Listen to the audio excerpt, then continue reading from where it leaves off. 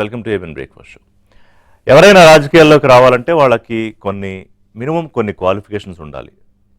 అది education qualification మన దేశంలో పెద్దగా పట్టించుకోవట్లేదు. కానీ ఇప్పుడు వస్తున్న యువత వీళ్ళంతా కొంచెం చదువుకున్న వాళ్ళే, డెఫినెట్గా కనీసం డిగ్రీలు చేసిన వాళ్ళు ఉంటున్నారు. పాత రాజకీయాలకి ఇప్పుడు కొంత ఆ విషయంలో తేడా ఉంది. అలాగే సమాజం పట్ల కొంత బాధ్యత, లేకపోతే ఎక్కడన్నా ఏమన్నా పొరపాట్లు జరుగుతుంటే, లేకపోతే ప్రభుత్వంలో ఏమన్నా లోపాలు ఉంటే ప్రశ్నించే తత్వం, ప్రజల పట్ల ఒక కమిట్మెంట్ ఉండాలి, అంకిత భావం. ఇవన్నీ సాధారణంగా కొలమానాలు మనం చెప్పుకునేవి. రాజకీయాల్లోకి రావాలి అంటే వాళ్ళు వేరే ఏదో ప్రొఫెషన్ కాదనుకునో, లేకపోతే వేరే ఆదాయం వస్తున్న దాన్ని కాదనుకునో ఒక కమిట్మెంట్తో రాజకీయాల్లోకి వస్తారు.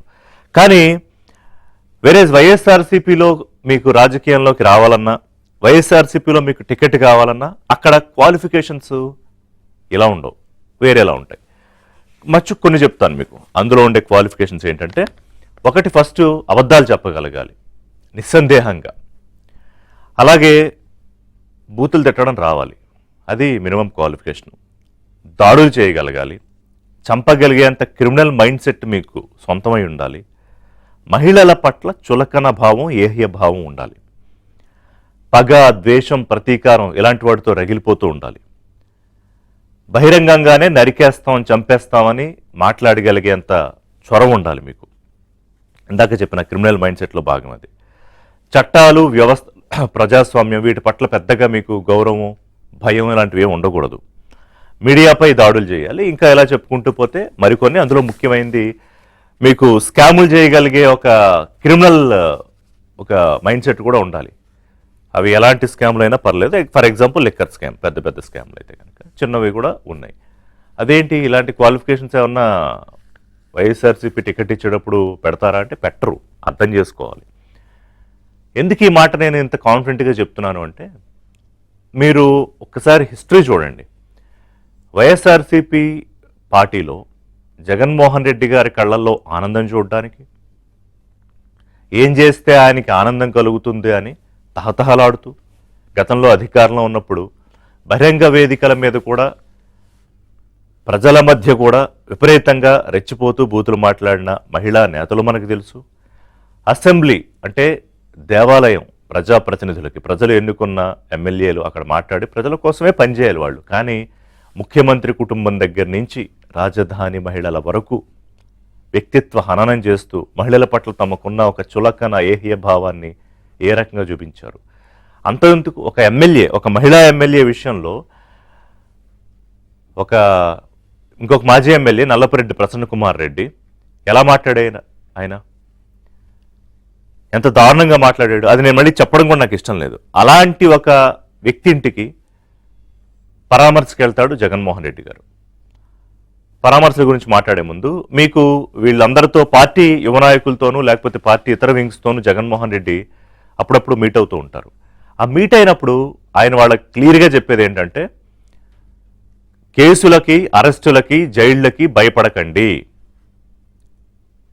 నా మీద లేవా, నేను 13 ఏళ్ళ నుంచి బెయిల్ మీద లేనా, అయినా నేను ముఖ్యమంత్రి కాలేదా, ఇప్పుడేదో 11 సీట్లు వచ్చి ప్రతిపక్ష హోదా పోయింది కానీ ముఖ్యమంత్రిగా చేశాను కదా నేను, సో మీరు వాటికి భయపడకండి అని చెప్తారు.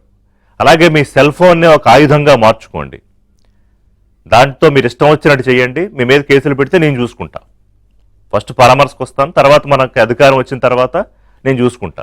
దానికోసం ఏదో డిజిటల్ యాప్ లేకపోతే డిజిటల్ బుక్కో లేకపోతే ఇంకోటి ఏదో పెట్టారు. అపరెంట్లీ ఆ డిజిటల్ బుక్లో ఫస్ట్ వచ్చిన కంప్లైంట్ ఎవరిదంటే వైఎస్ఆర్సీపీ కార్యకర్తలు వైసీపీ నాయకుల మీద కంప్లైంట్ చేశారు. ఆ తర్వాత పక్కకి వెళ్ళిపోయింది అనుకోండి.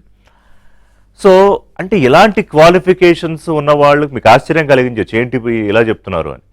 మరి మీరు చూడండి, కొన్ని పేర్లు చెప్తాను నేను, వాళ్ళల్లో ఈ క్వాలిఫికేషన్స్ ఉన్నాయో లేదో మీరే చెక్ చేసుకోండి. అవినాష్ రెడ్డి ఎప్పుడు మొదలైంది? 2019 ఎన్నికలకు ముందు బాబాయ్ హత్య కేసులో ఈయన పాత్ర గురించి అందరికీ తెలిసిందే కదా. సొంత చెల్లెలు లేకపోతే కజిన్ ఆవిడ సునీతారెడ్డి, వాళ్ళందరూ దేనికోసం పోరాటం చేస్తున్నారు, ఎవరికి శిక్షలు పడాలని. మిథున్ రెడ్డి లిక్కర్ స్కామ్లో కీలక పాత్రధారి, సూత్రధారి. తర్వాత జోగి రమేష్, తాజాగా కుటుంబానికి సంబంధించిన కేసులు, అంతకుముందు రకరకాల కేసులు, కల్తీసారా వ్యవహారం. అంబటి రాంబాబు, పేర్ని నాని, కొడాలి నాని, వల్లభనేని వంశీ, అనంతబాబు, నిన్న విరూపాక్షి, నల్లపురెడ్డి ప్రసన్న కుమార్ రెడ్డి, సీదిరి అప్పలరాజు, పిన్నెల్లి రామకృష్ణారెడ్డి, కసిరెడ్డి రాజశేఖర రెడ్డి, ఎన్ని పేర్లు చెప్పాలి, కారుమూరు సునీల్, ఇంకా అండ్ సో ఆన్ చెప్పుకుంటూ వెళ్తే ఇప్పుడు ఇంటర్వ్యూ అంతా పేర్లు చెప్పడానికి సరిపోతుంది. ఒకవేళ నేను చెప్పిన క్వాలిఫికేషన్స్లో వీళ్ళకి ఏ ఉన్నాయో లేదో మీరు సరి చేసుకోండి, చూసుకోండి ఒకసారి మ్యాచింగ్. అంటే ఒక అత్యున్నత ప్రజాస్వామ్య వ్యవస్థగా చెప్పుకునే మనం భారతదేశంలో ఒక రాష్ట్రంలో ఇలాంటి ఒక పొలిటికల్ పార్టీ ఇలాంటి నాయకులతోటి రాజకీయం చేస్తూ అధికారాన్ని కూడా చెలాయించి ఇప్పుడు అధికారం పోయినా కనీసం ప్రజల పట్ల ఇచ్చిన నిర్ణయం పట్ల ఒక గౌరవం లేదు. పైగా అధికార పార్టీలో ఉన్న వాళ్ళని బెదిరించాలి, ప్రజల్ని బెదిరించాలి.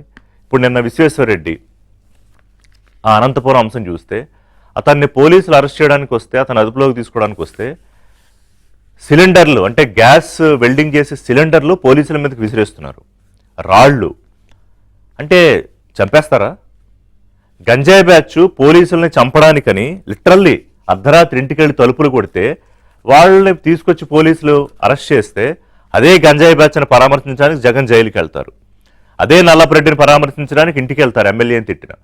సీదిరి అప్పలరాజు కొడుకు యాక్సిడెంట్లో చనిపోయిన బాధిత కుటుంబాన్ని వదిలేసి సీదిరి అప్పలరాజుని చూడడానికి జైలుకి వెళ్తారు.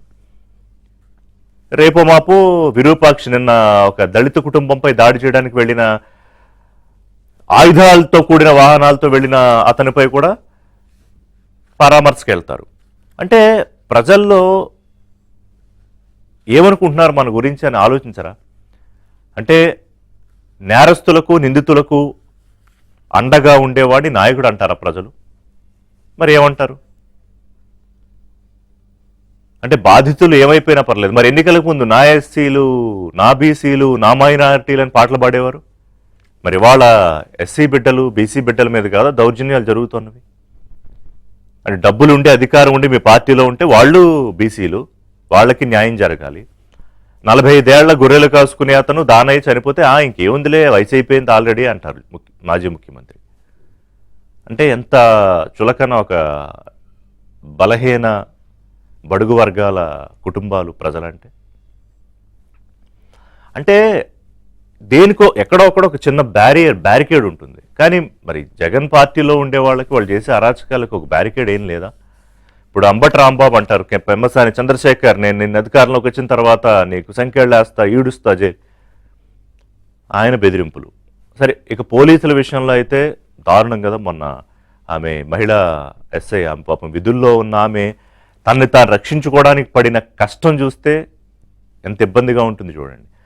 ఆ చేతులు వేసిన వాడు ఇన్ఛార్జ్ అంటాడు, ఇప్పటికీ వీడియోలు పెడుతున్నాడు. అంటే వాళ్ళ నేచర్ చూడాలి. నేను లొంగిపోతా, ఈ వీళ్ళందరి మీద కేసులు తీసేయండి అని. అంటే అతను మరి పోలీసులు ఏంటి పట్టుకోలేకపోతున్నారా? అతను వీడియోలు పెడుతున్నాడుగా ఈ ఇన్సిడెంట్ అయిన తర్వాత. ఇంకో చోట తమ్మినేని భూ కబ్జాలు. అంటే ఇలా మీకు లిస్టు చెప్పుకుంటూ పోతే నాయకుడు నేత పేరు ఎక్కడ, ఏ నేరం, ఎంత కొట్టేశారు, జైల్లో ఉన్నారా, బయట ఉన్నారా, ఇలా ఒక పెద్ద లిస్టు తయారవుతుంది. మరి అరాచకాలకి హద్దు లేదా? విలువలతో కూడిన రాజకీయాలు, వ్యవస్థల పట్ల గౌరవంతో కూడిన రాజకీయాలు, ప్రజల పట్ల అంకిత భావంతో ఉండే రాజకీయాలు, ఇలాంటి పెద్ద పెద్ద మాటలు చెప్పేసి కంగారు పెట్టాలనుకోవట్లా. అలాంటివి ఒకప్పుడు ఉండేవి, ఇప్పుడు కూడా అసలు లేవని చెప్తే కూడా అది అతిశయోక్తి అవుతుంది. డెఫినెట్గా ఉన్నాయి, లేకపోతే ఇంకా ఈ సమాజాలు, రాజకీయాలు లేకపోతే వ్యవస్థలు ఇలా ఉండవు, కొలాప్స్ అయిపోతాయి. కానీ నేను ఇందాక మీకు చెప్పిన it took a little time to explain, ఎందుకంటే అర్థం కావాలి ఎక్కడో అక్కడ కొంతమందికైనా. మనతో పాటు పిల్లి మాణిక్యరావు గారు తెలుగుదేశం పార్టీ సీనియర్ నేత, లిడ్ క్యాప్ చైర్మన్ జాయిన్ అవుతున్నారు. గాది వెంకటేశ్వర్లు గారు జనసేన పార్టీ జిల్లా అధ్యక్షులు, పార్టీ సీనియర్ నాయకులు. సత్యమూర్తి గారు senior journalist and political analyst. నమస్కారం అండి ముగ్గురికి. ఎస్, మాణిక్యరావు గారు, ఇది బహుశా ఒక 100సారేమో మనం మాట్లాడుకోవడం. కానీ అయినా ఎందుకు మాట్లాడుకోవాలి అంటే వాళ్ళు ఆపట్లేదు కాబట్టి. 2019 ముందు మొదలైన ఒక అరాచకమైన హత్యతో మొదలైన వ్యవస్థ వాళ్ళది. అది తీసుకెళ్లి నారాసు రక్త చరిత్రాన్ని చంద్రబాబు చేతులకు రక్తం అంటించడానికి చేసిన ప్రయత్నం తాజాగా నిన్న విరూపాక్షి అనే ఒక ఎమ్మెల్యే, ప్రజలు నమ్మి ఓట్లేసి గెలిపించిన ఒక ఎమ్మెల్యే కర్రలు రాడ్లు వేసుకుని 100 మందితో దళిత బిడ్డలు ఇంటికి వెళ్ళి వాళ్ళని మహిళలు లేదు ఇంకోటి లేదంటే ఇక్కడ నేను ఏదో నేరానికి ఇంకో దానికి కులం చెప్పాలని నేను చెప్పట్లా. వాళ్ళు ఎన్నికలకు ముందే చెప్పే మాటలేంటి ఇప్పుడు చేస్తున్న మాటలేంటి చెప్పడానికి మాత్రమే చెప్పా. అంటే ఎక్కడో అక్కడ ఒక బ్యారియర్ ఒక బ్యారికేడ్ ఉండాలి కదా మాణిక్యరావు గారు, అది లేదు. యా నమస్కారం మీకు, సత్యమూర్తి గారికి, వెంకటేశ్వర గారికి, వీక్షకులందరూ కూడా నమస్కారం. నమస్తే. మనకి జగన్మోహన్ రెడ్డి అంటే పొద్దున్నే ఈ మాటలు మాట్లాడకూడదు. మనకి ఈ బాధ, ఈ ఆవేదన తప్పదు. జగన్మోహన్ రెడ్డి రాజకీయాల్లో ఉన్నంత కాలం మనకి ఇది తప్పదు.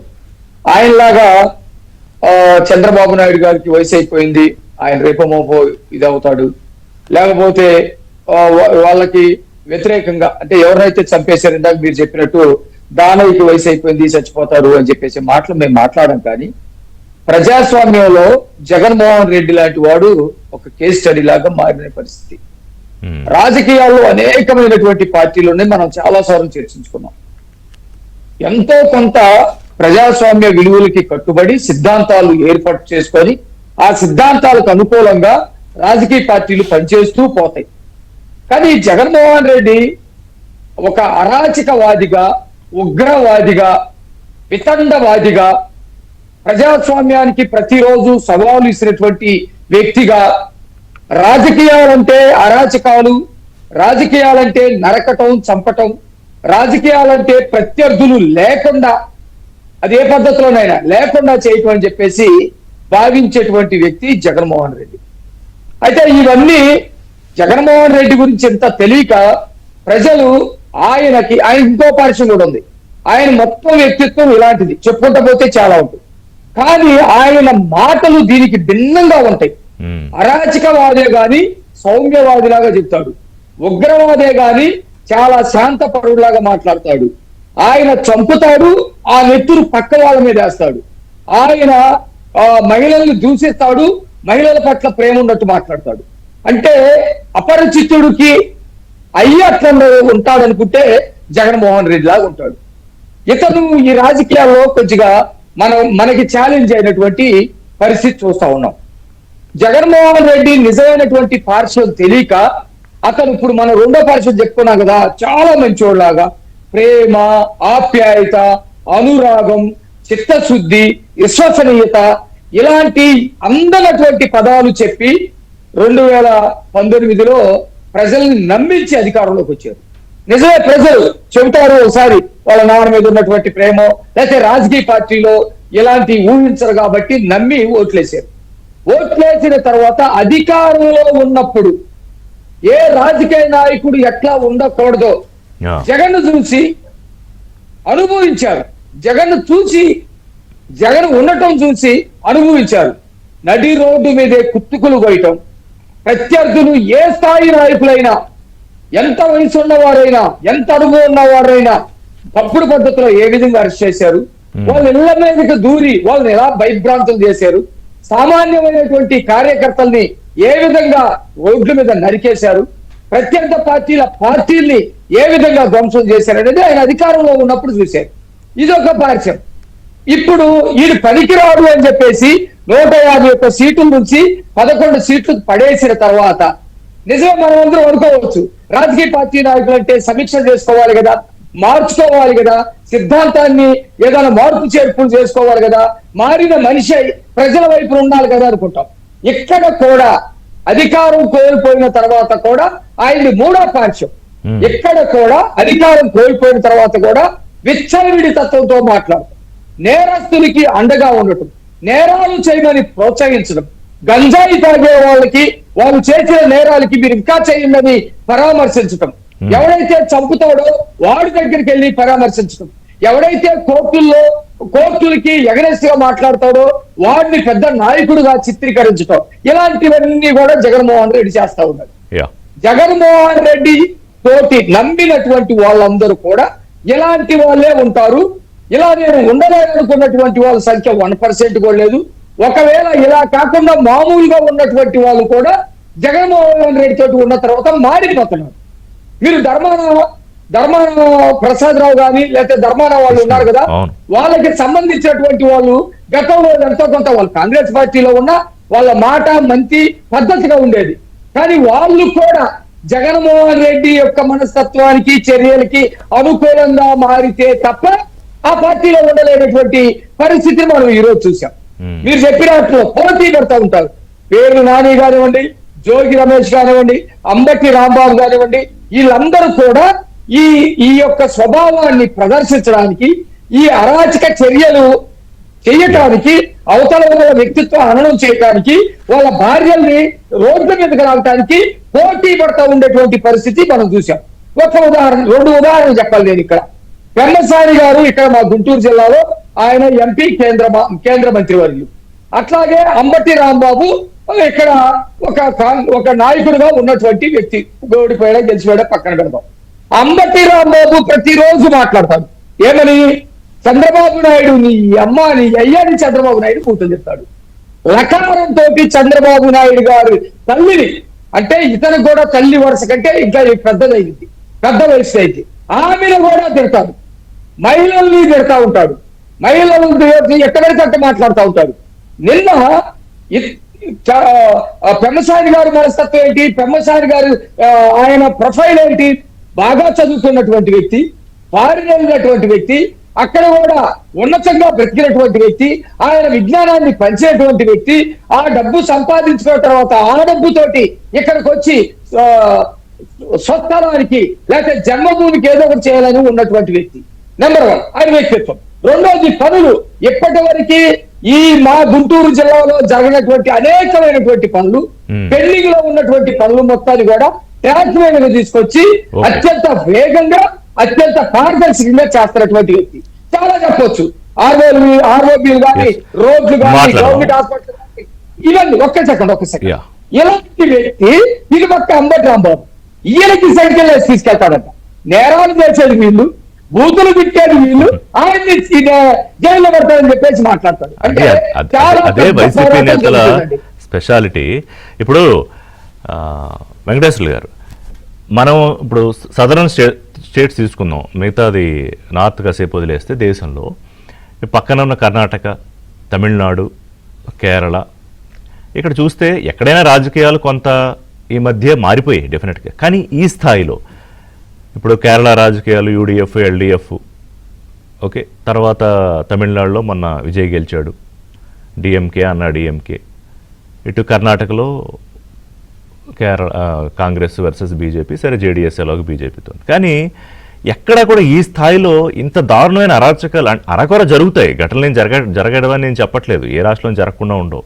కానీ ఎందుకు ఓన్లీ ఆంధ్రప్రదేశ్లో ప్రతిరోజు మనకి ఏదో ఒక అరాచకం అయితే కులం, లేకపోతే మతం, లేకపోతే మహిళలు, లేకపోతే బూతులు, లేకపోతే జైళ్లు, లేకపోతే కేసులు, లేకపోతే దాడులు, లేకపోతే కిడ్నాప్లు లేదా మర్డర్లు. ఏంటి ఇలా అయిపోయింది రాష్ట్ర పరిస్థితి?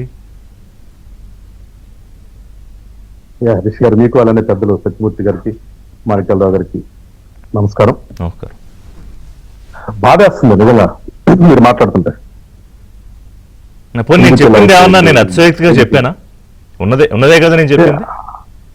అతిశయోక్తి అయితే బాధ రాదు, వాస్తవాలు కాబట్టి బాధేస్తాం మనకి. అంటే నిజంగా ఎందుకు ఇట్లా ఆంధ్ర రాష్ట్రం అయిపోయిందంటే బికాజ్ ఆఫ్ పొలిటీషియన్స్, రాజకీయ నాయకులు, రాజకీయ పార్టీల వల్ల అయిపోయింది. ఇందాక మీరు రిమార్క్స్ లో చెప్పారు, కొంతమంది చేసే వ్యాపకాలు కూడా వదులుకొని ఏదో చేద్దాం అనుకుని రాజకీయాల్లోకి వచ్చిన వాళ్ళ పరిస్థితి ఏంటని. అలాంటి వాళ్ళు నేను ఒకళ్ళని, ఇప్పుడు మాట్లాడినటువంటి పెళ్లి మాణిక్యాలరావు గారు ఒకళ్ళు, ఆయన కూడా ఉద్యమాలు చేసి వచ్చాడు. నేనేదో ప్రాక్టీస్ చేసుకుంటూ పవన్ కళ్యాణ్ గారు రాజకీయాల్లో మార్పు అనే పదంతో మేము వచ్చాం. కానీ బాధ వస్తుంది, రోజు రోజుకి మీదున్నట్టుగా పెరుగుతుందంటే తగ్గట్లే. ఇక్కడ ఆలోచించవలసినటువంటి ప్రజలు ఆలోచిస్తున్నారా లేదనేది కూడా అర్థం కాదు. ప్రజల్లో కూడా స్వార్థం పెరిగిపోయింది ఋషి గారు. నాకేంటి వాళ్ళ, నాకేమొచ్చింది అనేదే కానీ పక్కింటి పరిస్థితి ఏంటి, లేదా నా ఇంటి పక్కన చెత్త పడుతుందా, నా ఇంటి పక్కన డ్రైనేజ్ ఉందా, అది కూడా ఆలోచించేటటువంటి పరిస్థితుల్లో చాలా వరకు ప్రజలు లేరు. ఎందుకంటే మరీ ఎక్కువగా మన రాష్ట్రంలో ఏం చేశారంటే ఉచితాలు అలవాటు చేశారు బాగా. ఈ ఉచితాలు అలవాటు చేసిన తర్వాత రాజకీయ పార్టీలు కూడా ఎట్లా తయారైపోయినాయి అంటే, మీరు అన్నట్టుగా నరికేవాడు వస్తే గెలుస్తాడేమో, నాకు గెలుపు కావాలి, నాకు సీటు కావాలి కదా, నేను ముఖ్యమంత్రి పదవిలో కూర్చోాలంటే నాకు కావాల్సింది ఒక ఎమ్మెల్యే కావాలి. ఆ ఎమ్మెల్యే ఎలాంటి వాడు కావాలి? డబ్బులు పెట్టి ఓట్లన్నా కొనగలగాలి, లేదంటే నరుగుతాము పొడుస్తామని చెప్పేసి భయపెట్టాను కానీ ఓట్లు వేపిస్తారు. సో ఇలాంటి పరిస్థితులు ఏమైపోయిందంటే, సమాజం పట్ల ఒక ఆలోచన విధానంతో ప్రజలకు మంచి చేద్దాం అనుకునే వాళ్ళకి వాళ్ళ ప్లేస్ లేకుండా పోయిండు. ఇదండి ఎంతమంది ఉన్నారు. మనం ఒక్క పార్టీ అనే కాదు, సరే ఆ పార్టీ గురించి మాట్లాడతాం అనవసరం అసలు. ఎందుకంటే పరామర్శి కూడా అర్థం తెలియనటువంటి ఒక పార్టీ అధ్యక్షుడు ఆయన. పరామర్శ జనంగా ఏం చేస్తారు, ఎవరిని చేస్తారు? ఇబ్బంది పడినటువంటి వాళ్ళ పరామర్శ, బాధల్లో ఉన్న వాళ్ళకు, కోల్పోయిన వాళ్ళకు కదా, ఏదన్నా ఇంట్లో చనిపోతేనో లేదంటే ఏదన్నా యాక్సిడెంట్ అయ్యి బెడ్ మీద ఉంటే వాళ్ళ పరామర్శిస్తాం. జనరల్ గా మన పరామర్శ అంటే అదే, జనరల్ కాదు అసలు, అది సత్యం. అది పరామర్శ అంటే ఇబ్బంది పడుతున్నటువంటి వాళ్ళు కానీ, వాళ్ళకి ఏమన్నా ఐదు ఉంటే కానీ వాళ్ళ పరామర్శిస్తాం. కానీ ఇక్కడ ఆపోజిట్ గా ఏం చేస్తారు చూస్తారు జగన్మోహన్ రెడ్డి గారు, ఆ ఇబ్బంది పెట్టినండి దానికి కారణమైన వాళ్ళని వెళ్ళి పరామర్శించేటటువంటి నైజం ఉన్నటువంటి వ్యక్తి ఆ పార్టీ. ఈయన ఆ పార్టీ గురించి మనం ఎంత చెప్పుకున్న అనవసరం. ఎందుకంటే వాళ్ళు ఎంచుకున్న మార్గమే అది. వాళ్ళు ఎంచుకున్న మార్గం ఏంటంటే, వాళ్ళ ప్రజలు కూడా నరుకుతాం పొడుస్తాం అనేవాడు ఎంత వస్తారని చెప్పేసి ఎంచుకున్నాడు ఆయన. అది ఎంతవరకు కరెక్ట్ అని ఆలోచించవలసింది ప్రజలు. ప్రజలు ఎంతవరకు ఆలోచిస్తున్నారు? ఇవాళ కూడా మాకు 40% ఇంకా మాకు ఓటు బ్యాంక్ ఉందని చెప్పేసి వీళ్ళు రోడ్ల మీదకి వచ్చి మాట్లాడుతున్నారంటే, లేకపోతే మీరు ఇందాక చెప్పినట్టుగా విశ్వేశ్వర రెడ్డి గారి ఇంటికి వెళ్తే, పోలీసులు వెళ్తే సిలిండర్లు ఏంటండి, ఎక్కడి నుంచి వచ్చిన సిలిండర్లు? అది చాలా దారుణం. అసలు ఎటుపోతుంది సమాజం? ఇప్పుడు అక్కడ అన్రెస్ట్ క్రియేట్ అయింది. అక్కడ మూడు వర్గాలుగా జనం పిలిపించారు రోడ్డు మీదకి రావడానికి. ఒక పక్కన తెలుగుదేశం వాళ్ళు, ఒక పక్కన వైసీపీ వాళ్ళు, ఇంకో పక్కన హిందూ ధార్మిక సంఘాలు. ఇంతమంది రోడ్డు మీదకి వస్తే అక్కడ ఇబ్బంది అవుతుంది కాబట్టి పోలీసులు చేయవలసిన బాధ్యత పోలీసులు చేయాలి. అక్కడ ఆ పోలీసులు చేసే బాధ్యతని కూడా వీళ్ళు అడ్డుకుంటున్నారంటే ఇంకా ఎట్టుపోతుంది సమాజం. ఇంకా ఒకసారి అది ఫుల్ ఫ్రేమ్ తీసుకోండి సార్. ఇప్పుడు అందులో మనం చూస్తున్నాం కదా, పెద్ద పెద్ద సిలిండర్లు, పోలీసులు కూడా పాపం వాళ్ళు భయపడి వెనక్కి తగ్గుతాం. ఎందుకంటే అది ఎవరి మీదకి పడినా ప్రాణం పోవడమే. ఇట్స్ జనరల్ గా రిషి గారు, ఎవరికైనా భయమే కదా, ప్రాణ భయమే కదా, ఎవరికైనా పోలీసు అయినా కానీ ప్రాణ భయమేగా. ఇవాళ ఆ స్టేజ్కి వచ్చేసింది. ఇవాళ పోలీసులు కూడా వాళ్ళని చూసి భయపడే పరిస్థితికి వచ్చేసింది. చూసాం కదా మొన్న శ్రీకాకుళం టూర్లో ఎవరు లెక్క చేయకుండా ఏ రకంగా ర్యాలీ చేశారో, పరామర్శ పేరుతో ఇక్కడి నుంచి బల ప్రదర్శన చేసుకుంటున్నారు. అక్కడ ఉన్నటువంటి లేడీస్ ఏ రకంగా రౌండ్ చేశారో, పాప ఆమెను రక్షించుకోవడానికి ఎంత ఇబ్బంది పడిందో చూసాం కదా. అంటే ఇవాళ ఎట్లా ఉందంటే, ఈ వైసీపీలో ఉన్న లీడర్ పరిస్థితి కానీ, వైసీపీ వాళ్ళ పరిస్థితి కానీ, పోలీసులు కూడా వాళ్ళని చూసి భయపడుతున్నారు. వైసీపీ వాళ్ళు ఒక ధర్నా పెట్టినా లేదంటే జగన్మోహన్ రెడ్డి గారు ఒకసారి రోడ్డు మీదకి వస్తున్నారంటే వాళ్ళు భయం వేస్తున్నారు అసలు వాళ్ళకి.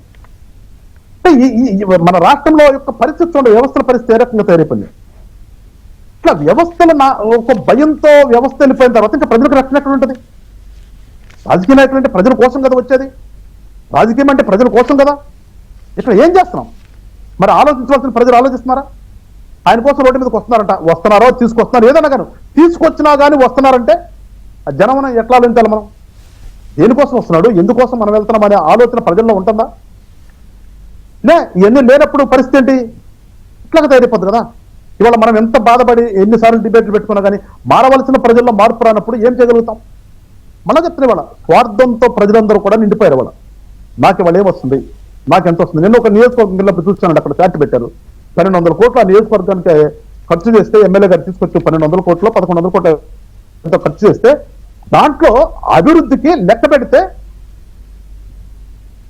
అభివృద్ధి కోసం వాడింది 200 కోట్లు అంట, రిమైనింగ్ మొత్తం సంక్షేమం. అంటే పంచడానికే ప్రజలు కూడా అలవాటు పడిపోయారు. ప్రభుత్వం వీళ్ళు కూడా అలవాటు చేస్తారు, వాళ్ళకి అలవాటు పడ్డారు. ఊరకనే రావాలి నాకు ప్రభుత్వం, ఇవాళ పొద్దున్న లేకుండా నాకేమిచ్చింది ఊరకనే అనే దానికి ప్రజలు అలవాటు పడిపోయారు. చెప్తే అసలు అభివృద్ధి, నాకు పక్కన రోడ్డు ఉందా, నా పక్కన డ్రైనేజ్ ఉందా, నా నియోజకవర్గంలోకి నా ఊర్లోకి వెళ్ళడానికి నాకు ఆ నియర్ బై టౌన్ నుంచి నాకు కనెక్టివిటీ ఉందా అనేది ప్రజలకి అసలు ఆలోచిస్తున్నారా లేదని ఒక పక్కన నాకు అనిపిస్తుంది తిరుగుతుంటే చూస్తుంటే. ఎంతసేపు ఉన్నా నాకేమిచ్చింది, నాకేమొచ్చింది, ఆ వచ్చిన పథకంలో నేనున్నాను లేనా, లేదంటే దానికోసం నేనేం చేయాలి? అరే హ్యాండిక్యాప్డ్ కానాళ్ళు కూడా గవర్నమెంట్ హాస్పిటల్కి వెళ్ళి హ్యాండిక్యాప్డ్ సర్టిఫికేట్ తీసుకుంటారు సార్ రిషి గారు. ఎంత దౌర్భాగ్యం చూడండి. అక్కడ పోతే 30,000 నుంచి 1,00,000 తీసుకున్న డాక్టర్లు కావాల్సిన పర్సెంటేజ్ తో సర్టిఫికెట్లు ఇచ్చేస్తున్నారు. అంటే ఎంత దౌర్భాగ్యంగా డాక్టర్లు కూడా ఉన్నారు చూడండి. ఒక్కొక్కరు 2 లక్షలు డ్రా చేస్తారు. ఈ దగ్గర తీసుకున్న 10,000 కోసం 20,000 కోసం కక్కుర్తి వాళ్ళ సర్టిఫికెట్ ఇచ్చేస్తున్నారు. వాళ్ళు తీసుకొచ్చి ఇక్కడ హ్యాండిక్యాప్డ్ కింద పెడతారంటే పెన్షన్, మామూలు పెన్షన్ అయితే 60,000 తర్వాత 4,000 వస్తుంటే ఈ హ్యాండిక్యాప్డ్ కింద 15,000 ఇస్తున్నారు. అంటే ప్రభుత్వం ఇచ్చేటటువంటి పథకాలకు కూడా మనం ఏ రకంగా మోసం చేసి వెళ్ళాలనేది ప్రజలు ఆలోచిస్తుంటే మరి ఇంకా రాజకీయాలు ఎక్కడి ఉంటాయి సార్? ఈ రాష్ట్రంలో ఎట్లా ఇదవుతుంది? ఎక్కడి నుంచి ఎవరు మారాలి? ఈ రాజకీయ పార్టీలు పోని ఏమన్నా మంచి సత్యలతగా ఉన్న వాళ్ళకి సీట్లు ఇస్తున్నారా? పొలమానం ఏంటి? సూట్ కేసులు ఎన్ని ఉన్నాయి? లేకపోతే ఇదంతా రౌడీజం చేయగలుగుతారు మీరు అన్నట్టుగా. ఒకప్పుడు ఉన్నటువంటి రాజకీయ వ్యవస్థ ఏంటి, ఒకప్పుడు ఉన్నటువంటి రాజకీయ నాయకులు ఏంటి, ఇవాళ సోకాళ్ళు ఎమ్మెల్యేలు కానీ పొలిటికల్ వ్యవస్థ ముందు ఒక పెద్ద ప్రశ్న పెట్టారు సత్యమూర్తి గారితో కూడా. సత్యమూర్తి గారు, థ్యాంక్ యూ ఫర్ వెయిటింగ్. ఇప్పుడు మన పిల్లి మాణిక్యరావు గారు మాట్లాడిన దానికి, వెంకటేశ్వర్లు గారు మాట్లాడిన దానికి అంటే కొంత అగ్రెసివ్ గారు మాట్లాడారు, వీరు కొంత ఆవేదన, అంటే సమాజం పట్ల మనం ఏం చేయలేకపోతున్నామని, చేయగలిగి ఉన్నవాళ్ళు కూడా ఏమీ చేయలేని పరిస్థితుల్లోకి ఎందుకు వెళ్ళిపోయింది. అలాగే ఈ మధ్య కొంతమంది మనం మాట్లాడుకున్నప్పుడు అగ్రెసివ్గా యాక్షన్ తీసుకుంటోంది, కాస్త పోలీసులు బుద్ధొచ్చేలాగా రోడ్ల మీద నడిపించడము, తీసుకెళ్ళడము, కొంత మార్పు వస్తుందేమో అని అనుకున్నాను నేను అట్లీస్ట్ పర్సనల్గా. కానీ మరి ఇంకా ఎక్కువైపోయింది. అంటే ఎమ్మెల్యేలు, ఎంపీలు, మంత్రులుగా చేసిన వాళ్ళు, అంటే ముఖ్యమంత్రిగా చేసిన అతను ఎలా ఉంటే మిగతా వాళ్ళ గురించి మాట్లాడుకోవడం ఎందుకు అంటే ఏం చెప్పలేము. ఏంటి సత్యమూర్తి గారు? అలాగే మన గాదే గారు చెప్పిన దాంట్లో ఒక point I'm not fully agreed, but మీరు చెప్పండి. అంటే ప్రజలదే తప్ప అనే ఆస్పెక్ట్ కూడా ఉంది వారు చెప్పిన దాంట్లో. నాకు మాణిక్యరావు గారు, గాది వెంకటేశ్వరరావు గారు సీరియస్ డిస్కషన్ చేశారు. చాలా చాలా సీరియస్ వైపు వెళ్ళిపోయింది, సీరియస్నెస్ వైపు డిస్కషన్ వెళ్ళిపోయింది. అందుకని నేను మీకు ఒక జోక్ చెప్తాను. ఓకే. ఆ జోక్ ఏంటి అంటే, ప్రాణాలు పోసే నడిచే దేవుడు డాక్టర్ సీదిరి అప్పలరాజు. అటువంటి వ్యక్తిపై మీ కుట్ర రాజకీయాలు. మాజీ మంత్రి డాక్టర్ సీదిరి అప్పలరాజు గారి అరెస్ట్కి నేటితో 13 రోజులు. అరచేతులు అడ్డుపెట్టి సూర్యుడిని అక్రమ కేసులతో డాక్టర్ సీదిరిని ఆపలేరు. ఇది ప్రజల కోసం, ప్రజల మధ్య, ప్రజల మనిషి. ఇది ఇంతకన్నా జోకు ఇంకేమన్నా ఉందా? నీకు సీదిరి అప్పలరాజుని అరెస్ట్ చేసింది ఎందుకు? జడ్జి రిమాండ్కి ఇచ్చింది ఎందుకు? ఈ రోజు పోలీసు కస్టడీకి ఇచ్చింది ఎందుకు? అది కాదుట, ఈయన నడిచే దేవుడా నడిచే దెయ్యమా? గుద్ది ఒక కొడుకుని గని ఆ కొడుకునికి బుల్లెట్ ఇచ్చి డ్రైవింగ్ సరిగా రాకుండా లెర్నింగ్ లైసెన్స్ తీసుకొని వారం రోజులు 10 రోజులు అయ్యి అతనికి ఇచ్చి బుల్లెట్ ఇచ్చి పంపిస్తే అతను వెళ్ళి ఒక యాదవ కులస్తుడిని. ఈ దరిద్రం ఏంటంటే, మనకి చనిపోయిన వాళ్ళకు కూడా కులాల పేరుతో పిలుచుకోవాల్సిన దరిద్రమైన నిస్సహాయమైన స్థితిలోకి ఋషి గారు, మీరు, నేను కూడా వచ్చేసాం. అందరూ నెట్టబడ్డాం. అంటే మన ఇద్దరు పేర్లు ఎందుకు చెప్పాను అంటే, మనం రాజకీయ నాయకులం కాదు కదా, మనం జర్నలిస్టులం అయ్యి ఉండి మనం కూడా ఆఖరికి ఈ దరిద్రాన్ని నెత్తినేసుకొని తిరిగే స్థితికి వచ్చాం. అట్లా ఒక యాదవ కులస్తుని చంపేసి ఇప్పుడు వచ్చి నడిచే దేవుడు అని పెట్టుకుంటుంటే ఇంతకన్నా జోకు పొద్దున్నే డిబేట్ లో ఇంతకన్నా జోకు నేను ఇంకేమన్నా చెప్పాలా? ఋషి గారు మీరు చెప్పండి. నిజంగానే నవ్వాం, ముగ్గురు నవ్వాం మీరు చెప్పిన జోక్. ఇటువంటి నిజంగా ఈ భావజాలాన్ని, కొత్త భావజాలాన్ని సమాజంలోకి పంపించటానికి ఇప్పుడు వాళ్ళు వైసీపీ ఏం చేస్తున్నారో తెలుసా? వాళ్ళు కొత్త సోషల్ మీడియా సైన్యం కొత్తగా రిక్రూట్ చేసుకుంటూ ఉన్నారు. ఓకే. అంటే కొత్త వాళ్ళు కావాలి, కొత్త ఫేసులు కావాలి. మీరు ఇన్స్టాలో కానీ, ఫేస్బుక్ లో కానీ, యూట్యూబ్ లో కానీ మీరు ఒకసారి చూడండి ఋషి గారు. కొత్త ఫేసులు వచ్చి ఆ పాట జగనన్న పాట ఒకటి ఉంది, అవునవును, దాన్ని తీసి వేసి వీళ్ళందరూ స్క్రీన్ మీదకి వచ్చి యాక్షన్ చేస్తున్నారు. వాళ్ళకి ఈ రాజకీయాలు ఏంటో తెలీదు, రాజకీయ వ్యవస్థ ఎందుకు ఉన్నదో తెలీదు, ఈ రాజకీయాల ద్వారా సమాజాన్ని ఏం చేయాలో తెలీదు, ఎటువంటి అవగాహన లేని వ్యక్తులు వాళ్ళందరూ వచ్చి ఈ రోజున జగన్మోహన్ రెడ్డి పాట వేసుకొని ఆ పాటకి డాన్స్ చేస్తూ ఉన్నారు. దాన్ని ప్రచారం నేను చేస్తూ ఇంకో కొన్ని ఉన్నారు. రీల్స్ చూసా, కొత్తగా మీరన్న టీం మధ్య అబ్జర్వ్ చేసింది, వాళ్ళే యూతే అనాలిసిస్ చెప్తున్నారు.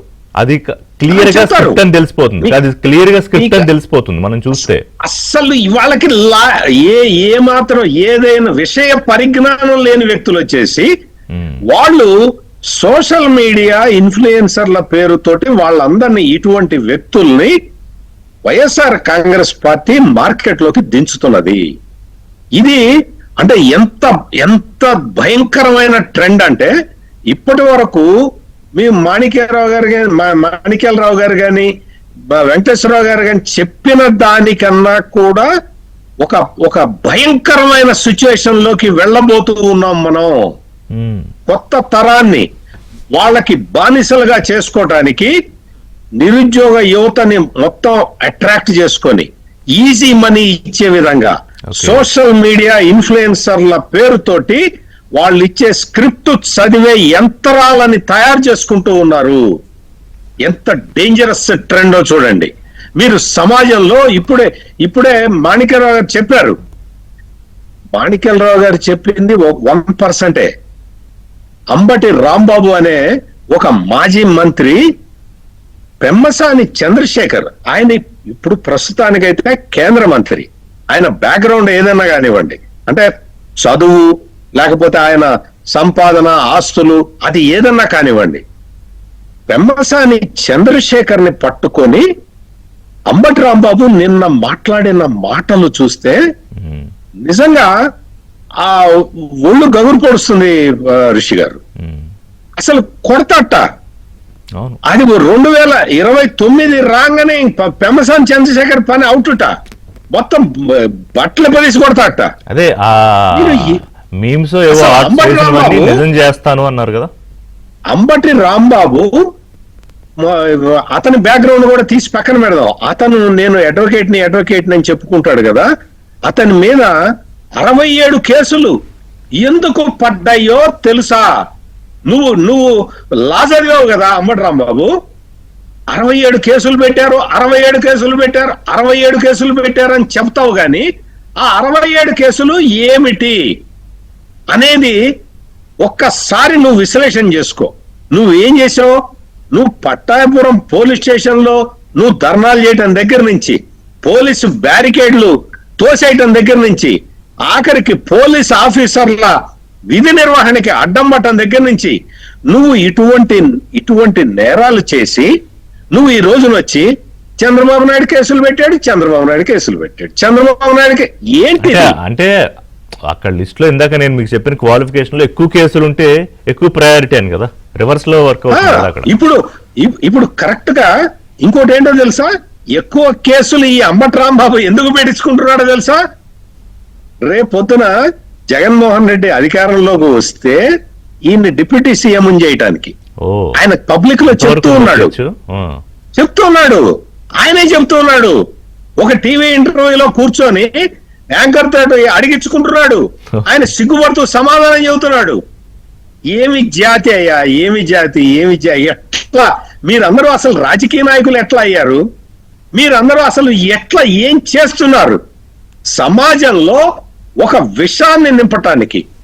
ఇందాక గాలి వెంకటేశ్వరరావు గారు మాటలు వింటే నిజంగా కూడా ఆవేదన కలుగుతుంది మనందరికీ కూడా. ఏంటిది ఈ రాజకీయ వ్యవస్థని ఇంత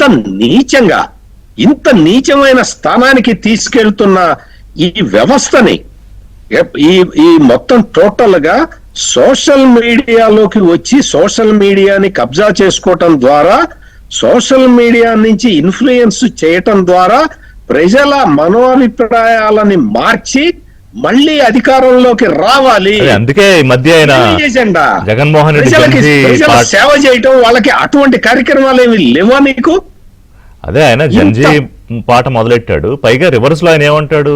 చంద్రబాబు అసలు మనిషేనా, విలువలున్నాయా, లేకపోతే వ్యవస్థ నీరుగా నిర్వీర్యం చేశాడు. ప్రతి వాడు ఈ అంబటి రాంబాబు దగ్గర నుంచి ప్రతి వాడు కూడా జంజీ గురించి మాట్లాడుతున్నారు. అసలు జంజీ అంటే ఏంటి? వాళ్ళ ఆస్పిరేషన్స్ ఏంటి? మీరు ప్రతి వాడు కూడా ఆ కాక్రోచ్ జనతా పార్టీ ఆ జంతర్ మంతర్ లో చేసిన అదొక పెద్ద విప్లవం లాగా, అదొక పెద్ద ఒక ఒక సమాజాన్ని మార్చే ఒక చర్యలాగా చెప్పుకుంటున్నారు. అది ఎంత దారుణమైన పని, ఎంత దారుణమైన పని.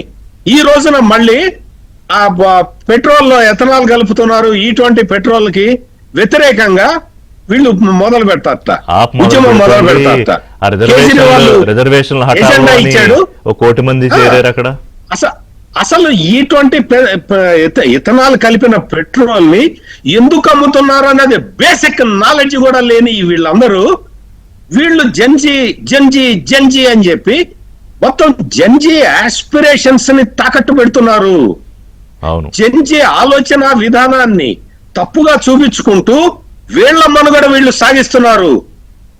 ఈ కాక్రోచ్ జనతా పార్టీలు లేకపోతే ఇటువంటి పార్టీ వచ్చి విధ్వంసకర శక్తులు వచ్చేసి మొత్తం ఢిల్లీ మొత్తాన్ని స్తంభింపజేస్తే అది ఆనందమా? మనకి ఎంత ఆవేదన చెందాలి?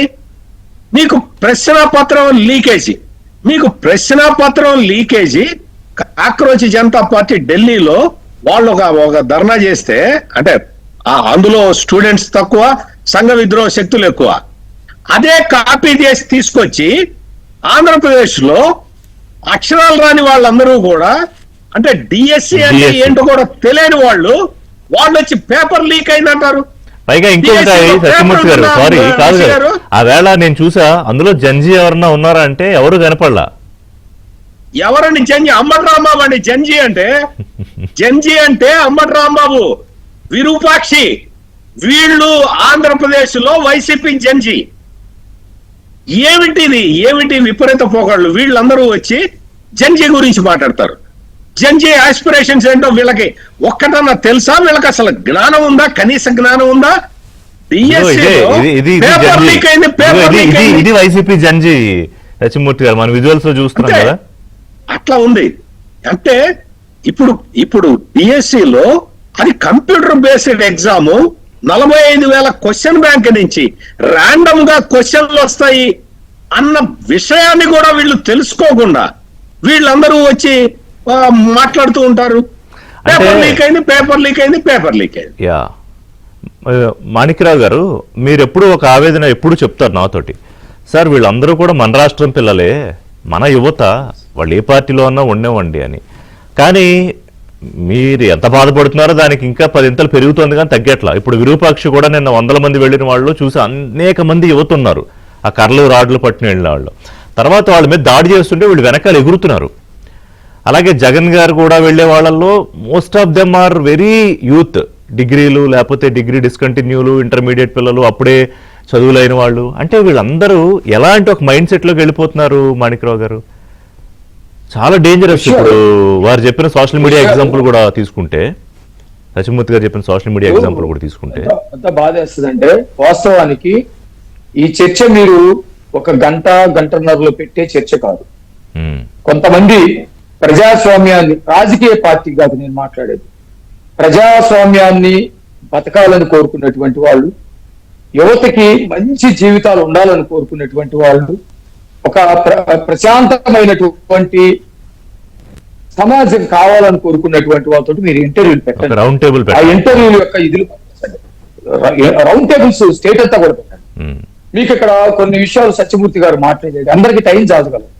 నేను మా వెంకటేశ్వరరావు గారితో ఒక చిన్న విషయంలో నేను విభేదిస్తాను.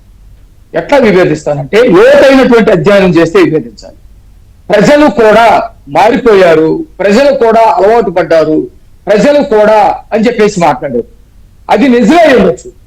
ప్రజలకి నాయకుడికి చాలా తేడా ఉంటుంది. చాలా మంది సమూహాల ప్రజలు కలిస్తే ఒక నాయకుడు ఉంటాడు.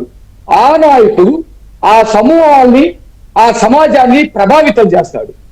వాడు మంచిని చెడుగా చెప్పినా, చెడుని మంచిగా చెప్పినా, ఏ పద్ధతిలో చెప్పినా ప్రభావితం చేయగలిగినటువంటి వాడు నాయకుడు. ఆ ప్రభావితం చేయగలిగినటువంటి నాయకులు సరైనటువంటి లక్షణాలతో, లక్ష్యాలతో లేకుండా పోయినటువంటి వాళ్ళు వచ్చారు కాబట్టి ప్రజలు కూడా అట్లా ఉండాల్సినటువంటి పరిస్థితి. అంటే ఇప్పుడు కాదు, ఒక డౌట్, ఇప్పుడు జగన్మోహన్ రెడ్డి ఎక్కడికన్నా వెళ్తే కూడా పరిగెట్టేవాళ్ళు, లేకపోతే విరూపాక్ష లాంటి వాని వెనకాల వెళ్ళేవాళ్ళు, లేకపోతే నిన్న విశ్వేశ్వర రెడ్డి దగ్గర అక్కడ గ్యాస్ సిలిండర్లు విసిరిన వాళ్ళు, వీళ్ళందరూ ప్రభావితం అయిన వాళ్లే కదా. ఖచ్చితంగా నేను ఇక్కడ ఉంటుంది, ప్రజలు, కార్యకర్తలు, నాయకులు, ప్రజల్లో నుంచి ఆ కొద్ది సమూహాన్ని ఒకళ్ళు ఇద్దరు మెయింటైన్ చేసేవాళ్ళు కార్యకర్తలుగా ఉంటారు. నాయకుడు అనేటువంటి వాడు మొత్తం ఏ సమాజానికి నాయకుడుగా ఉన్నాడో, నేను రాష్ట్రం అని కాదు, ఒక కులం పేరు మీద, ఒక వర్గం పేరు మీద, ఒక రాష్ట్రం పేరు మీద, ఒక రాజకీయ పార్టీ పేరు మీద, ఒక సమాజానికి, ఇవన్నీ సమాజాలు అనుకుందాం, ఆ సమాజానికి సరైనటువంటి మార్గంలో నడిపినటువంటి వాడు నాయకుడు.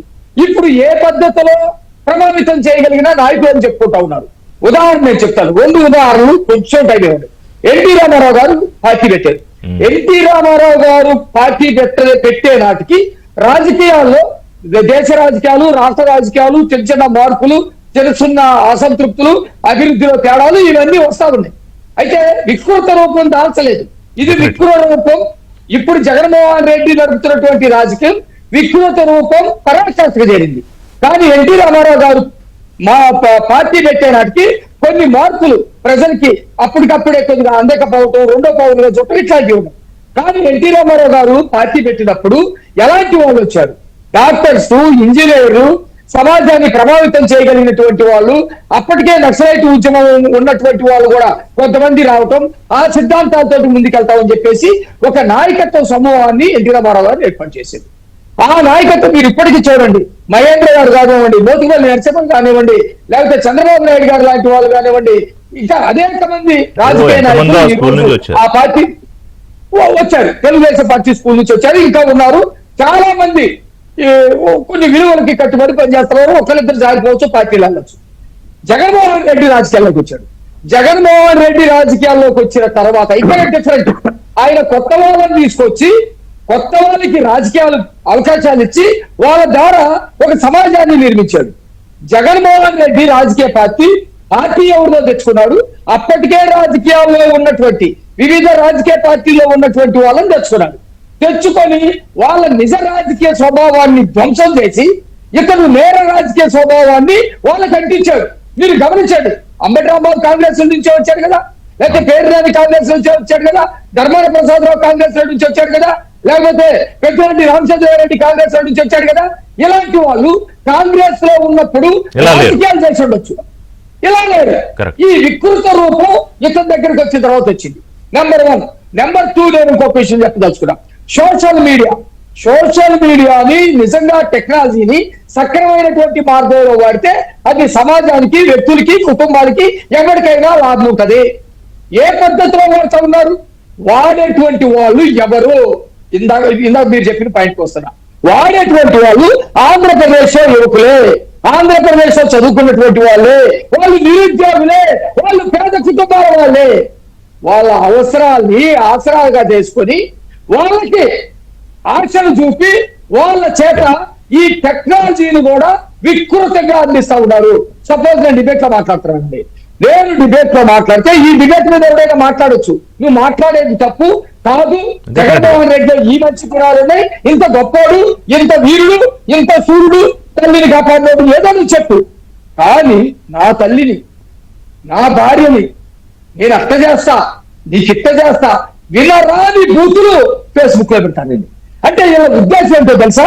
జగన్మోహన్ రెడ్డి ఆ రోజు స్ట్రాటజీ, ఆయన అధికారంలో ఉన్నప్పుడు వ్యక్తిత్వ హననం చేసి భార్యలను రోడ్డు మీదకి ఇచ్చి కుటుంబాల్లో చిన్న చిన్న ఏమంటే వాళ్ళని రోడ్డు మీదకి లాగితే నిమంత్రణతో తలెత్తుకోలేని పరిస్థితితోటి రాజకీయాల నుంచి పారిపోతారనే ఆ స్ట్రాటజీ ఏదైతే ఉందో సేమ్ అదే స్ట్రాటజీ ఇప్పటికి కూడా వాడుతూ ఉన్నారు. ఇప్పుడు యువతని బలి చేస్తా ఉన్నారు. మాట్లాడే నా మీద మీ మీద సత్యమూర్తి గారి మీద అందరూ మనం చదవంగానే చదివితే దారుణంగా ఉంటాయి అవన్నీ వాళ్ళు పెట్టే బూతులు.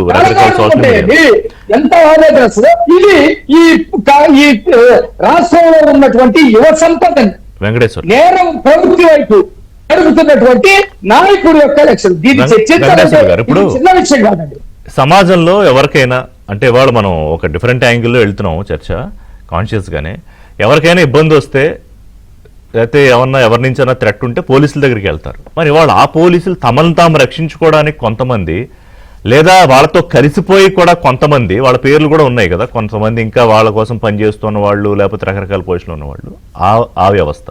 రెండోది, ఇప్పుడు ఈ చింతాడ రవికుమార్ అని ఇన్ఛార్జ్ లాంటి వాళ్ళు ఏమంటారు, బహిరంగంగా ఇప్పుడు వీడియోలు పెడుతూ నేను ఇక్కడే ఉన్నా, నేను ఎక్కడికి పారిపోతా, మీరు నన్ను పట్టుకోలేరు అంతే, మా వాళ్ళ మీద కేసులు తీసేస్తే నేనే వచ్చి లొంగిపోతా అంటే ఏంటి ఆ ధైర్యము?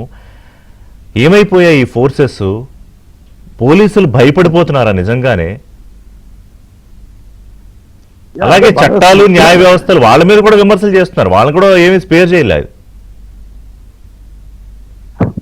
వాస్తవానికి ఆంధ్ర రాష్ట్రంలో మీరు అన్నట్టు కడమ రాష్ట్రాల మనకి ఎందుకంటే ఆంధ్ర రాష్ట్రంలో చాలా మార్పులు రావాలి సార్. చాలా వ్యవస్థలు నిర్వీర్యంగానే ఉన్నాయి ఇవాళ కూడా. చాలా వ్యవస్థలు మనం పాయింట్అవుట్ చేస్తే మళ్ళీ అదొక బాధపడతారు, కానీ వాళ్ళు వ్యవస్థలు అయితే సక్రమంగా లేనమాట వాస్తవం. దాని ఫలితం ఇది. దానికి మించి వాళ్ళు ఏంటంటే ఒకప్పుడు కులాలు అనుకుంటాం మనం, ఒకప్పుడు మతాలు అనుకున్నాం, కానీ ఇప్పుడు ఎక్కువైంది బాగా. కులాలు మతాలు బాగా ఇప్పుడు ఎక్కువైనాయి. అసలు తెలియని పిల్లాడు కూడా నాకు తెలిసి ఇంతకు ముందు నేరాలకి ఏం కులం మాట్లాడే వాళ్ళం కాదు, నేరస్తులకు కులం ఏం ఉండేది కాదు. ఇప్పుడు ఇవాళ మాకు కొంచెం కాలేజీకి వెళ్ళిన తర్వాత తెలుసు, కానీ ఇవాళ హై స్కూల్ నుంచే మొదలైంది. దానికి తోడు ఇప్పుడు ఏ ఇన్సిడెంట్ జరిగినా కానీ ముందు కులం ఏంటి, అది మతం ఏంటి, అక్కడి నుంచి మొదలవుతుంది. ఇక అక్కడి నుంచి మొదలవుతున్నాయి ఈ కుల సంఘాలు కానీ రాజకీయ పార్టీలు కానీ. ఇది అసలు ఎందుకు జరిగింది అంటే అనేది పక్కన పెట్టండి. అరే నా కులపోడు అంటాడు, వాడి ఏంటనేది అనవసరం, వీడికి ఏం జరిగింది అనేది అనవసరం. వాడు ఎఫెక్టెడ్ పర్సన్ అయితే వెళ్ళిపోవడమే కానీ గుడ్డిగా అట్లా గుడ్డిగా ఇవాళ యువత వెళ్తున్నారు, రాజకీయ నాయకులు వీళ్ళ స్వార్థం కోసం వీళ్ళు వెళ్తున్నారు. ఉన్నటువంటి వ్యవస్థల్లో ఉన్నటువంటి బ్యూరోక్రసీ కూడా అట్లా ఉన్నారు. ఏమి తక్కువేం కాదు. మీరు అన్నట్టుప్పుడు నేను ఇక్కడే ఉన్నాను, నేను పారిపోలేదని చెప్పేసి చింతాడ రవికుమార్ పోస్ట్ పెడుతుంటే కూడా తన పట్టుకోలేని పరిస్థితిలో ఉందా? మరి ఇంత టెక్నాలజీ ఏమైపోయింది? నిన్న చూశాను మా గుంటూరు జిల్లాలో ముస్తఫా గారు ఎక్స్ఎమ్మెల్యే, ఆయన కొడుకు అది కూడా కిడ్నాప్ చేసుకుని వస్తే రెండో రోజునే పోలీసు వాళ్ళు ఏం చేశారంటే వీళ్ళని పట్టిస్తే బహుమతి ఇస్తారంట. మరి మీరేం చేస్తారు? రెండు రోజులకి అంటే వీళ్ళు ప్రకటన ఇచ్చారు పేపర్లో, వాళ్ళ ఆసుకు చెప్తే బహుమతి ఇస్తాం అంటే ఎట్లా ఉంది పోలీసింగ్ ఇవాళ? నిజంగా వాళ్ళ పోలీసింగ్ అంటే పోలీసులు మరి బాధపడతారు, బాధపడాలి మీరు. అంటే ఇది కదా వ్యవస్థలో కడమ వ్యవస్థలు వేరు సార్ ఋషి గారు, కడమ వ్యవస్థలు వేరు, పోలీసు వ్యవస్థ వేరు. పోలీసు వ్యవస్థ కనుక పోతే ఈ అన్రెస్ట్ వచ్చింది కదా, ఒకటి కొట్టుకుంటారు కదా. ఇక్కడ పోలీసు వ్యవస్థను మనం అంత బడ్జెట్ పెట్టి అంత ఇదిగా పెట్టింది దేనికంతా? ఆ డ్రెస్ కి వాడు చూస్తే భయపడేది జనము పెట్టినటువంటి ఒక సిస్టమ్ నుంచి వాళ్ళ అసలు వాళ్ళకి వెపన్స్ ఇచ్చాం. ఆ వెపన్స్ ఇస్తే వెళ్ళి కాల్చమని కాదు, కనీసం భయపడకుండా ఉండాలి కదా. ఇప్పుడు భయపడే పరిస్థితి వచ్చేసింది రాష్ట్రంలో. కర్ర పట్టుకునే రైట్ ఉన్నటువంటి ఒక వ్యక్తి ప్రజాస్వామ్యంలో పోలీసే, వేరే వాడు పట్టుకుంటే లేదు కదా, వేరే వాడు పట్టుకుంటే అఫెన్స్. కానీ నీకు ఇచ్చారు. కానీ అలాంటిది ఎడ్డిపోతుంది ఇవాళ. వీళ్ళు కూడా పార్టీల వారికి విడిపోయి, కులాల వారికి విడిపోయి చేస్తుంటే ఇంకెక్కడ అట్లా కాదు. మొన్న నాగరాజ్ ఇష్యూ జరిగితే ఫస్ట్ నాగరాజ్ ఏ కులం అది చర్చ. అదే అంటుంది అసలు. అది ఇప్పుడు చనిపోయిన వాడికి కులం అంటే కట్టి వాడి క్యారెక్టర్ అంటే చూడచ్చు. సాయి కృష్ణ కులం ఏంటి, నాగరాజు కులం ఏంటి అని. సత్యమూర్తి గారు టైం ఎక్కువ లేదు. క్యారెక్టర్ చూడకుండా క్యాచ్ చూస్తారు వాళ్ళ. సత్యమూర్తి గారు ప్లీజ్ కన్క్లూడ్. చూడండి, నేను వస్తే నరుకుతా, నేను వస్తే పొడుస్తా, నేను వస్తే చేస్తా, ఇది కదా. ఇక్కడ పోలీసు వ్యవస్థ గురించి చక్కగా చెప్పారు గాది వెంకటేశ్వర గారు. ఇప్పుడు పోలీసులు కూడా యాక్టివేట్ కావాలండి. నేను చెప్తున్న పాయింట్ చాలా సింపుల్ పాయింట్, పోలీసులు కూడా అర్థం అవుతుంది. ఇది ఒక రాజకీయ కోణంలో దయచేసి పోలీసులు చూడవద్దు. ఇది రాజకీయ సమస్య కాదు, రెండు పార్టీల మధ్య సమస్య కాదు, ఇద్దరు వ్యక్తుల మధ్య గొడవ కాదు, ఇది సమాజం మొత్తాన్ని పట్టి పీడిస్తున్న సమస్య, పెరుగుతున్న సమస్య, వైసీపీ పెంచుతున్న సమస్య. అందుకని పోలీసులు కూడా చాలా ప్రోయాక్టివ్ గా ఉండాలి. ప్రోయాక్టివ్ గా ఉండటం అంటే అర్థం ఏంటి అంటే అరెస్ట్ చేయటం, ఎన్కౌంటర్ చేయటం కాదు. వాళ్ళంటే వాళ్ళు ఒక చట్టాన్ని ప్రయోగిస్తారు అన్న భావన కలగాలి. చెప్పాలంటే ఇప్పుడు ఆలూరు ఉంది, ఆలూరులో పోలీస్ వ్యవస్థ ఉంది కదా. నిన్న విశ్వేశ్వరరెడ్డి అనంతపురం, అక్కడ పోలీస్ వ్యవస్థ ఉంది. ఎగ్జాక్ట్లీ అక్కడ ఉంది కాబట్టే ఎమ్మెల్యే విరూపాక్షిని అరెస్ట్ చేసి రిమాండ్ పంపించారు. మీరు అదొక రాజకీయ సమస్యగా మీరు చూసినట్టయితే ఎమ్మెల్యే విరూపాక్షిని అరెస్ట్ చేయలేరు పోలీసులు. అది నేను చెప్తున్నది. ప్రతి చోట కూడా పోలీసులు ప్రోయాక్టివ్ గా ఉండాలి. ఇంకొక స్టెప్ ముందరకేసి ఒక చిన్న విషయం కూడా చెప్తా నేను. మామూలుగా చాలా సీరియస్ నేరాల్లో అంటే రెగ్యులర్ గా అదే అఫెన్స్ చేస్తున్న వాళ్ళకు కూడా న్యాయస్థానాల ఎదుట పోలీసులు ఆ నిందితుడిని ప్రవేశపెట్టినప్పుడు కనీసం రిమాండ్ కూడా ఇవ్వకుండా పంపిస్తున్నారు. అర్నేష్ కుమార్ జడ్జిమెంట్ పేరుతోటి మీరు పంపిస్తున్నారు. కానీ డిస్క్రిమినేషన్ చూసుకోవాలి, ఇతను హ్యాబిచువల్ అఫెండరా కాదా. ఈవెన్ సోషల్ మీడియా కేసుల్లో కూడా హ్యాబిచువల్ అఫెండర్స్ ని సపరేట్ గా ట్రీట్ చేయాలి న్యాయ వ్యవస్థ. దిస్ ఈజ్ మై రిక్వెస్ట్ అండి. ఎందుకు అంటే ఇందాక మాణిక్యరావు గారు అన్నట్టు ఇది పెద్ద స్థాయిలో జరగాల్సిన చర్చే. ఎందుకంటే ఇంకా రాను ఇది మరింత వికృతంగా మారిపోయే ప్రమాదం కూడా కనిపిస్తోంది. అంటే మారిపోయింది, ఆల్రెడీ మారిపోయింది. ఇది it is a social evil. దీన్ని కంట్రోల్ చేయాల్సిన అవసరం ఉన్నది. దీన్ని కంట్రోల్ చేయాలి. థ్యాంక్ యూ అండి. మనం ఆలోచన సోషల్ మీడియా అవసరమా అసలు